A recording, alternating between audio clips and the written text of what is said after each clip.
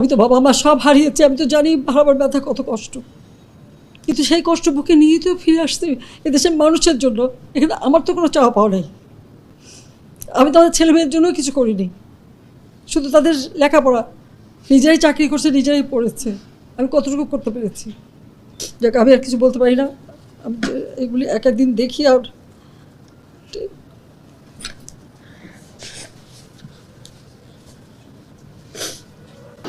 কান্নায় ভেঙে পড়লেন মাননীয় প্রধানমন্ত্রী। কেন কান্নায় ভেঙে পড়লেন সেই সম্পূর্ণ ভিডিওটি আমি আপনাদেরকে দেখাবো। তার আগে একটুখানি কথা শুনে যাবেন সবাই। আসলে মাননীয় প্রধানমন্ত্রী এক সংবাদ সম্মেলনে তিনি তার চোখের পানি ধরে রাখতে পারেনি। আসলে যে এই একটা ছোট্ট বিষয় নিয়ে এত বড় একটা ঘটনা ঘটে গেল, দেশে জ্বালাও পোড়াও এবং অনেক ছাত্র মারা গেছে, অনেকে আহত হয়ে হাসপাতালে আছে। আসলে এটা কিন্তু মাননীয় প্রধানমন্ত্রী চায় নাই, আর এটা কিন্তু কেউই বুঝতে পারেনি যে এই ছোট ঘটনাটি এত বড় হয়ে যাবে। তো সেই কারণে আবেগহীন হয়ে আমাদের মাননীয় প্রধানমন্ত্রী সংবাদ সম্মেলনে উনি চোখের পানি আর ধরে রাখতে পারেনি। তো চলেন সেই ভিডিওটি আমি আপনাদেরকে দেখাবো। তো তার আগে বলে নেই, যারা যারা চ্যানেলটিকে সাবস্ক্রাইব করেছেন সবাইকে অসংখ্য অসংখ্য ধন্যবাদ। যারা এখনও সাবস্ক্রাইব করেনি প্লিজ সাবস্ক্রাইব করে পাশে থাকা বেল আইকন বাজিয়ে দেবেন। তো চলেন আমরা ভিডিওটি দেখে আসি। আমি তো বাবা মা সব হারিয়েছি, আমি তো জানি হারাবার ব্যথা কত কষ্ট, কিন্তু সেই কষ্ট বুকে নিয়ে তো ফিরে আসতে এদেশের মানুষের জন্য। এখানে আমার তো কোনো চাওয়া পাওয়া নেই, আমি তাদের ছেলে মেয়ের জন্য কিছু করিনি, শুধু তাদের লেখাপড়া, নিজেরাই চাকরি করছে, নিজেরাই পড়েছে, আমি কতটুকু করতে পেরেছি। যাক, আমি আর কিছু বলতে পারি না। আমি এগুলি এক একদিন দেখি আর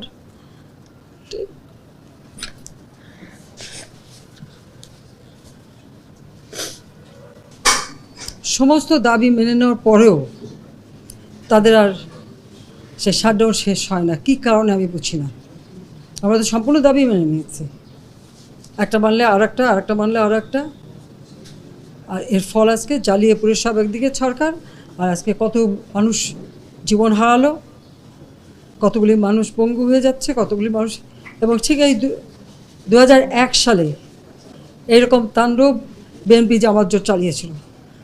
আওয়ামী লীগের প্রায় 21,000 নেতাকর্মী হত্যা করে, কত মানুষ গুলি খেয়ে তাদের ঘর বাড়ি হাত পা কেটে দেওয়া, চোখ তুলে দেওয়া, মেয়েদের রেপ করা, এই তাণ্ডব ছিল।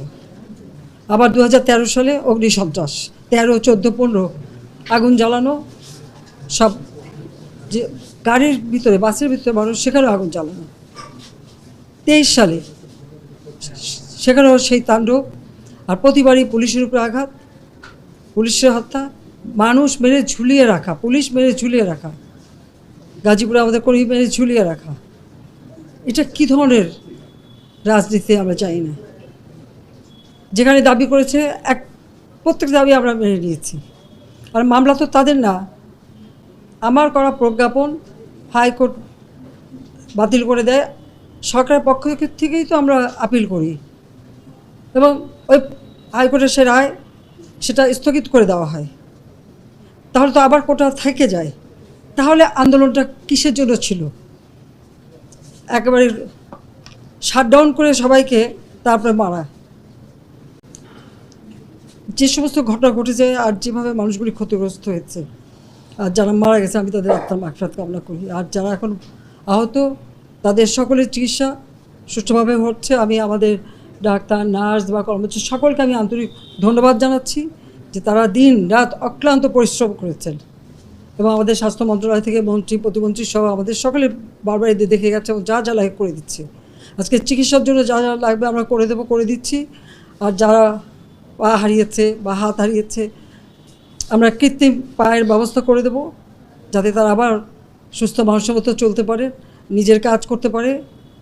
এবং এর মধ্যে একজন আবার প্রতিবন্ধীও, কাজে তার মা যাতে ভালোভাবে চলতে পারে। প্রতিবন্ধী অবশ্য আমরা ভাতাও দিচ্ছি, কিন্তু তাকে আরও ব্যবস্থা করে দেব, আমাদের যতটুকু সাধ্য করে দেব। কিন্তু আমার দেশবাসীর কাছে আমি বিচার চাই, কি অপরাধটা কী করেছি যে এইভাবে, যেখানে আমি মানুষের ভাগ্য পরিবর্তনের কাজ করে যাচ্ছি, মানুষের জীবন মান উন্নয়ন করেছি। আজকে বাংলাদেশ সেই 2008-এর বাংলাদেশ আর 2024-এর বাংলাদেশ তো এক না। বাংলাদেশের মানুষের জীবন মান তো উন্নত হয়েছে, আমাদের অর্থনীতি আজকে কত কত উপরে উঠে গিয়েছিল, এবং এটা মনে হলো যে এটা আর কিছুই না। এটা আমাদের অর্থনীতিকে সম্পূর্ণ পঙ্গু করে দিয়ে বাংলাদেশকে আবার ভিক্ষুকের জাতি করে দেওয়া, এটাই বোধহয় এদের পিছনে ষড়যন্ত্র। সেটাই হচ্ছে সবথেকে দুঃখজনক যে দিন রাত অক্লান্ত পরিশ্রম করে বাংলাদেশটাকে যখন একটা জায়গায় নিয়ে আসলাম, আজকে সেখানে দেখি এই একদিকে জ্বালা পোড়া সব কিছু। ঠিক যে প্রতিষ্ঠানগুলি মানুষের সেবা দেয়, আজকে মেট্রো রেলে চড়ে মানুষ কত অল্প সময়ের মধ্যে সময় বাঁচিয়ে কর্মস্থলে পৌঁছতে পারতো, আবার ফিরতে পারতো।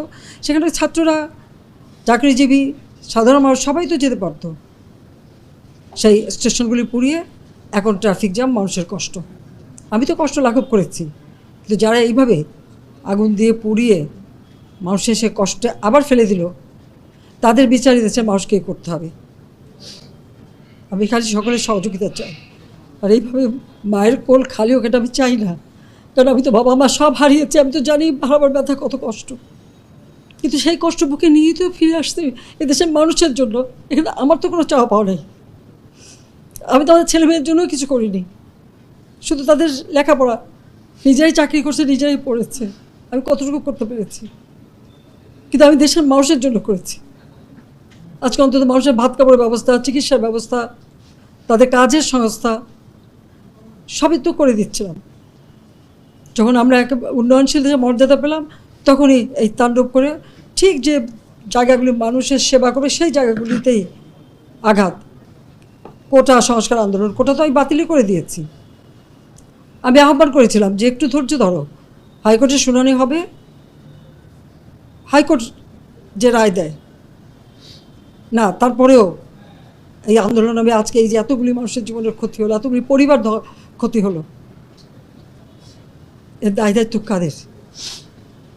আমি দেশবাসীর কাছে সেই আহ্বান জানাবো যে এই ধরনের ধ্বংসযজ্ঞের জন্য এই দেশকে নিয়ে আর কেউ চালাতে না পারে। আমি সকলের সাহায্য চাই, আর আমি চাই না এভাবে মায়ের কোল খালি হোক আর এভাবে মানুষ অসহায় হয়ে পড়ুক। এই হাসপাতালটাই তো আজকে আপনারা দেখেন কত সুন্দরভাবে করে দিয়েছি। কিছু নেই হাসপাতালে, একটা লিফটও ছিল না আমি যখন সরকারে আসি। আর সেই এই হাসপাতালও আমার আব্বা স্বাধীনতার পর জাতির পিতা বঙ্গবন্ধু শেখ মুজিবই করে দিয়েছিলেন। আমি সেটা উন্নতি করেছি বলেই তো আজকে চিকিৎসা দিতে পারছি, নইলে এত রোগীর চিকিৎসা দেওয়া কোনোদিন সম্ভব হতো না। তো আমার কি এটাই অপরাধ যে আমি মানুষের জীবন মান উন্নত করার জন্য কাজ করেছি, আর সেই জায়গাগুলিকে হামলা করতে হবে? কোভিড-19 সময় যেখানে আমরা সব থেকে ভালোভাবে মানুষের চিকিৎসা। তো এই ছিল আজকের ভিডিওটি যদি ভালো লাগে তাহলে লাইক করুন, শেয়ার করুন এবং কমেন্ট করুন। আর আপনাদের মূল্যবান মতামত কমেন্ট বক্সে কমেন্ট করে যাবেন। তো যারা চ্যানেলে নতুন আছেন, এখনও সাবস্ক্রাইব করেননি, প্লিজ সাবস্ক্রাইব করে পাশে থেকে বেল আইকন বাজিয়ে দেবেন। আর যারা সাবস্ক্রাইব করেছেন সবাইকে অসংখ্য ধন্যবাদ। দেখা হচ্ছে নেক্সট ভিডিওতে।